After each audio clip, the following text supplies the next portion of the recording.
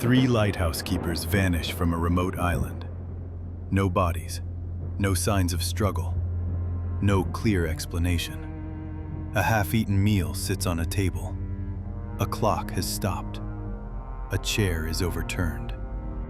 And the last logbook entry speaks of a storm that, by all records, never happened. Over a century later, the disappearance of the Flannan Isles Lighthouse keepers remains one of the ocean's most haunting mysteries.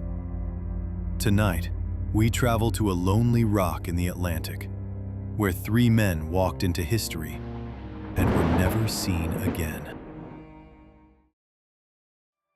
Far off the northwest coast of Scotland lies a small chain of rocky islands, known as the Flannan Isles. They are remote, wind-beaten, surrounded by powerful Atlantic waves. For centuries, sailors feared them. Local folklore described the islands as eerie places. Some believed spirits lingered there. Whether superstition or sailors' tales, one thing was certain. The Flannan Isles were isolated, completely exposed to the moods of the ocean.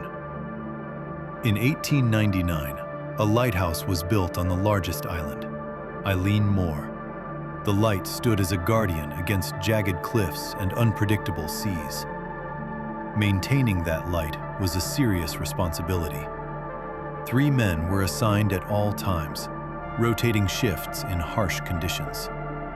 It was lonely work. The keepers had only each other, the sound of the waves, and the endless wind. It was not a post for the faint of heart. In December 1900, three men were stationed at the lighthouse. James Ducat, the principal keeper, Thomas Marshall, the second assistant, and Donald MacArthur. They understood the dangers of isolation and the discipline required for lighthouse duty. Their job was routine but critical: maintain the light, record weather conditions, keep equipment in working order, and ensure ships could pass safely. The system relied on consistency, which is why what happened next stood out immediately. The first sign that something wasn't right didn't come from the island itself.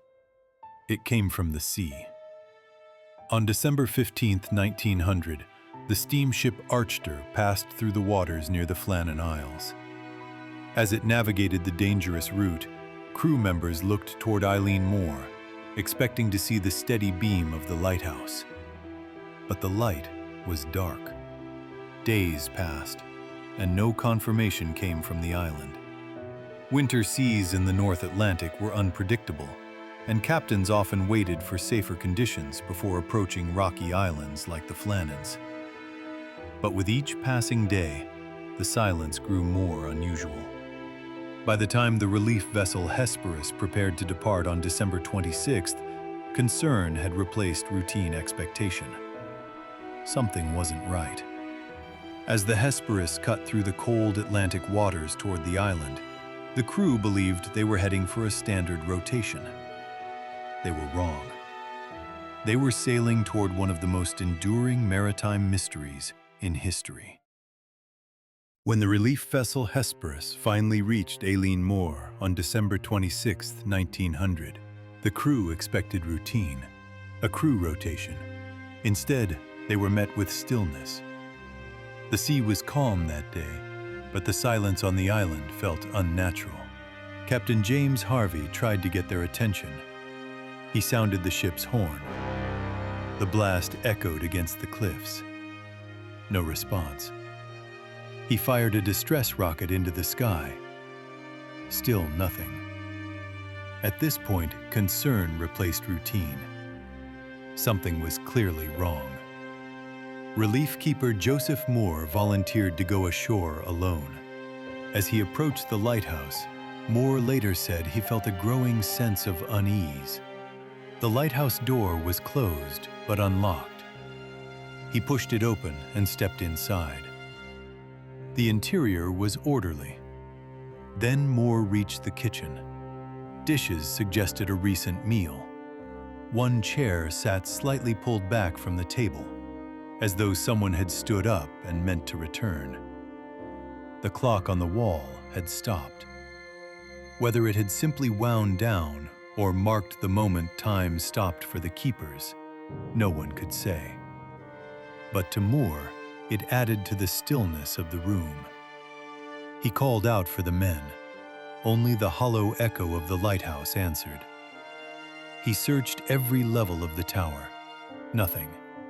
No indication of a planned departure.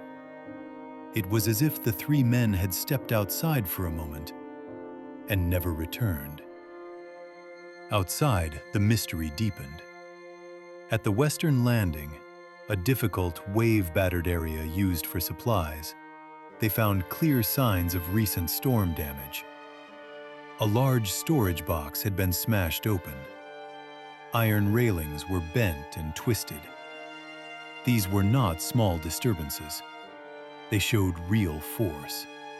The lighthouse itself stood over 150 feet above sea level. Waves powerful enough to cause that damage would have been enormous, the kind few ever see.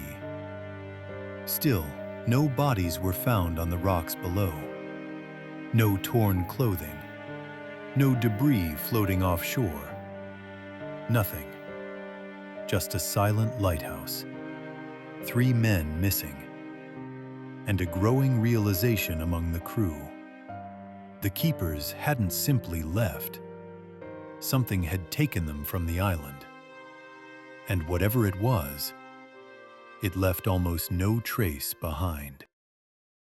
Among the items examined inside the lighthouse was the keeper's logbook. Lighthouse logs were not diaries.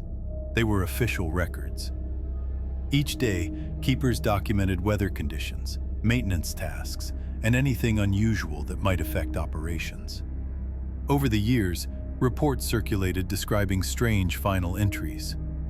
Stories claimed the keepers wrote about fierce storms, powerful winds, and an unusual sense of fear. Some retellings even suggested that one man had been crying and that the others had been praying. One supposed final entry read, "Storm ended, sea calm. God is over all." It sounds eerie, almost poetic, like the final line of a ghost story. Many historians now believe these lines were added later by journalists and writers trying to dramatize the mystery. The official logs recovered from the lighthouse contained routine notes about weather and maintenance, just normal entries, until they stopped entirely. With no bodies and limited evidence, theories quickly formed. Some grounded in logic, others drifting into legend. This is the most widely accepted explanation. A sudden, massive wave could have struck the western landing while the men were securing equipment. If one man was swept away, the others may have rushed to help, only to be taken as well. Rogue waves are real, documented, capable of incredible force. But critics point out, why would all 3 men be outside at once? Protocol required one keeper to remain inside. And why would someone go out without oilskins? Still, many believe this is the most plausible scenario. Some think one keeper slipped and the others attempted a rescue. On wet, wave-battered rocks, a single misstep can be fatal. The lighthouse continued operating.